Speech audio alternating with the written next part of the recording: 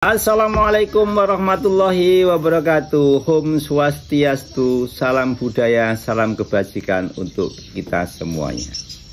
Ketemu lagi dengan Dan Solikin ya.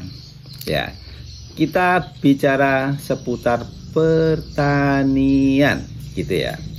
Nah, bertani menggunakan teknologi berarti petani itu sudah mempunyai pola pikir yang lebih maju. Karena apa? Kalau bertani itu menggunakan metode lawas, metode budaya, ya itu pasti ketinggalan. Dengan alasan karena tanah yang sudah dibuka dan digarap berpuluh-puluh tahun ya, itu tentunya tanah tersebut mempunyai residu ya, atau endapan-endapan kimia yang tidak mudah diproses oleh bakteri yang ada di tanah. Nah, itu bisa menghambat pertumbuhan tanaman kita, baik itu di tanaman padi, palawija ataupun tanaman sayur-sayuran ya. Ya, percaya ataupun tidak pasti sudah merasakan, bener nggak? Bener lah, wong saya juga petani Pak ya. Ya, kalau sampean petani dan saya petani pasti sudah merasakan. Karena apa? Tanah yang saya garap itu ya, itu dari orang tua saya, dan orang tua saya dari orang tuanya. Nah, seperti itu. Nah, sistem penggarapan tanah tersebut tentunya tidak sama ya. Dan pola pikir mereka zaman dulu dengan zaman sekarang juga berbeda. Gitu ya. Ada yang bahasanya tetap kekeh, kuat menggunakan metode lama. Biarlah saya pakai yang model ini aja ya. Guyur-guyur kayak gitu. Tapi tetap yang guyur-guyur pakai metode lamanya tetap ketinggalan. Sudah saya jelaskan di depan tadi ya, tanah yang sudah dibuka berpuluh tahun itu tetap mempunyai endapan-endapan kimia atau residu lah bahasa kerennya itu. Nah, yang lebih canggih silahkan dibahasakan apa lagi. Nah, intinya tanah itu bantat, sudah kurang subur, nutrisinya ketutup atau nutrisinya berkurang atau nutrisinya habis, baru bisa tumbuh kalau disauri pupuk kembali ya. Itu pun sifatnya sementara. Kalau sudah mulai menguning harus ditimpa pupuk kembali. Benar nggak? Ya benar dong, karena saya juga ngalamin ya. Nah, kalau itu berjalan seterusnya, maka tanaman kita tidak akan pernah sehat dan kita selalu disibukkan dengan hal-hal yang berdatangan setiap hari dan setiap malam itu berdatangan tamu-tamu tadi. Karena sifatnya putri tadi banyak yang melamar, gitu ya. Aromanya menurut dia itu wangi ya, karena disawuri dengan pukim tadi. Nah, sehingga werengnya datang, sundepnya datang, kupunya datang, kelapernya datang, uletnya datang, dan umbreng-umbrengnya datang. Akhirnya mengeluarkan pembiayaan yang sangat hebat ya. Beli inilah itulah, yang merek inilah, merek itulah, ternyata yong juga. Katanya tetangga sebelah sudah pakai yang ini. Ya, jadi kamu yang kalau beli jangan yang ini. Harus yang sama minimal atau yang di atasnya. Kalau kamu belinya yang ini ya, sudah nggak mempan lagi karena dia sudah mempunyai kekebalan gitu loh ya. Jadi kita hindari seperti itu. Teknisinya sebenarnya mudah sekali kalau mau memperhatikan apa yang saya katakan ini ya.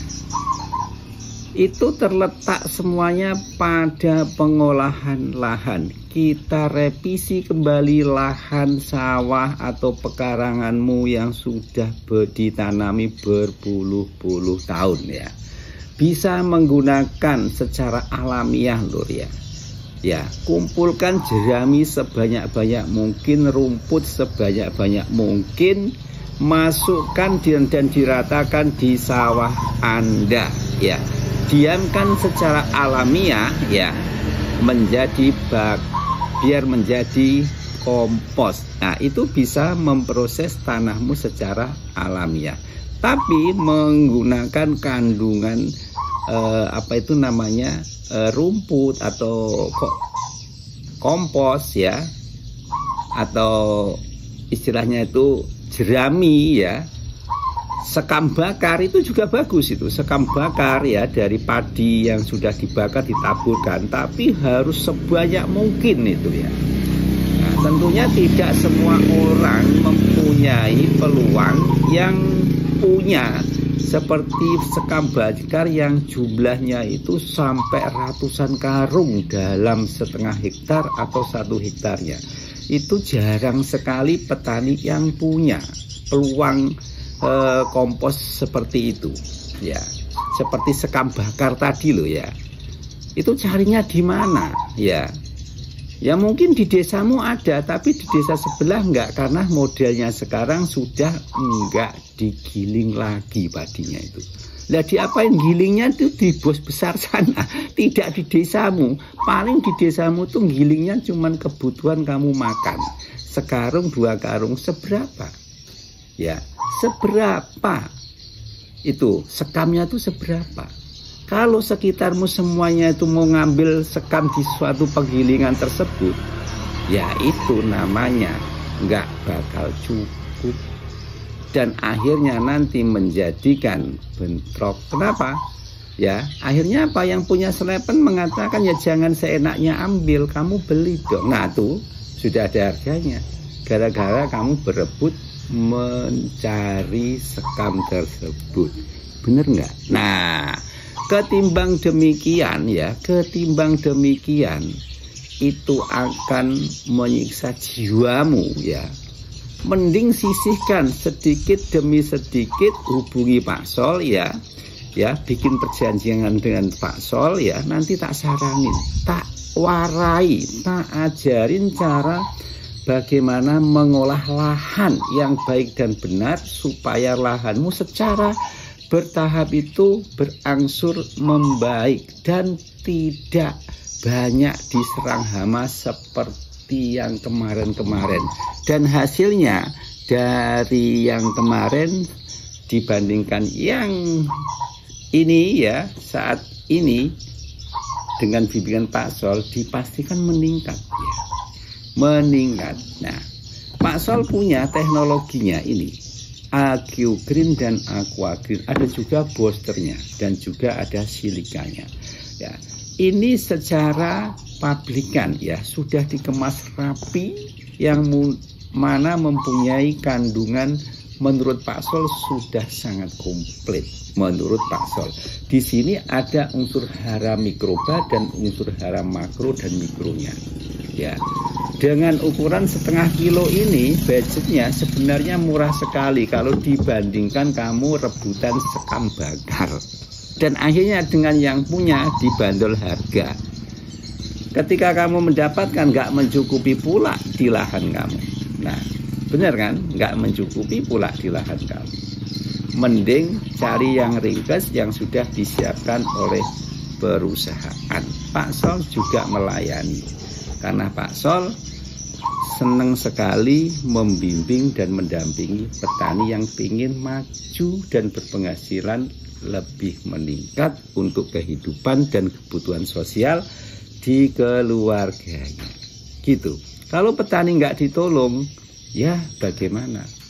Yang dapat gajian besar tuh, yang duduk di kursi empuk-empuk, mobilnya harganya hampir miliaran. Gajinya saat ditanya Pak Prabowo, DPR, MPR katanya kurang. Itu kebangetan banget tuh. Kebangetan tuh kalau menurut Pak Sol, kebangetan.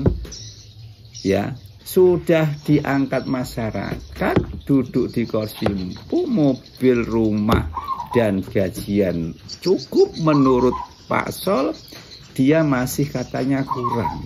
Itu kurang ajar, Bu, ya. Kurang ajar itu. Nah, petani yang tidak tahu waktu bahasanya, pagi sampai sore, ya kalau sampai harganya hasil tanaman kita itu direndahkan, yuk semangat protes ke pemerintah, nggak usah takut-takut, ya. Kalau perlu nggak usah nandur pari piye aja, mesti klenger negara ini.